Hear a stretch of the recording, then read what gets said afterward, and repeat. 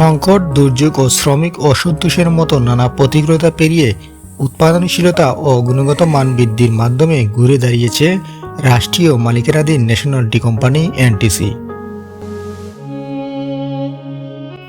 শত বছরের ইতিহাসে টানা 2 নিলামে সর্বোচ্চ বিক্রি রেকর্ড গড়ে প্রতিষ্ঠানটি নজির স্থাপন করেছে।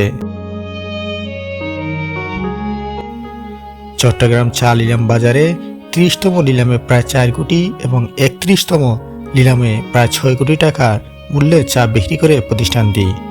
মাত্র 2 নিলামে প্রায় 10 কোটি টাকার চা বিক্রি করে এনটিসিকে লোকসান কাটিয়ে লাভজনক অবস্থানে ফিরতে উল্লেখযোগ্য ভূমিকা রেখেছে। মৌলভীবাজারের কমলগঞ্জ ও সিলেট অঞ্চলের মোট 13টি বাগানে জৈব সার ব্যবহার, আধুনিক সেচ ব্যবস্থা এবং শ্রমিকদের 2টি কুড়ি ও 1টি পাতা নীতি কঠোরভাবে অনুসরণ করার ফলে চায়ের রং, স্বাদ ও ঘনত্বে এসেছে দৃশ্যমান উন্নতি। এর সরাসরি প্রতিফলন মিলেছে নিলামে ক্রেতাদের বাড়তি আগ্রহ।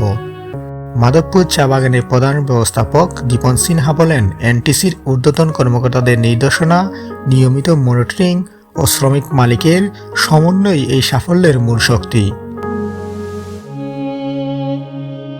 বর্তমান ব্যবস্থাপনা পরিচালক HSM জিয়াউল আহসান দায়িত্ব নেওয়ার পর স্বচ্ছতা, জবাবদিহিতা ও আধুনিক ব্যবস্থাপনার উল্লেখযোগ্য পরিবর্তন এসেছে।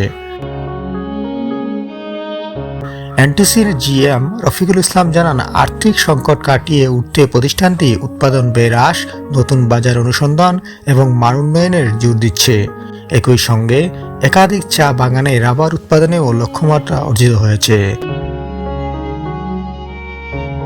সমগ্র ব্যবস্থাপনা, শ্রমিকদের আন্তরিকতা ও গুণগত মান নিয়ন্ত্রণে কঠোরতার ফলে এবারের নিলাম সফল হওয়ায় এনটিসি এখন ভবিষ্যতে আন্তর্জাতিক বাজারে রপ্তানির দিকে অগ্রসরের আশা দেখছে।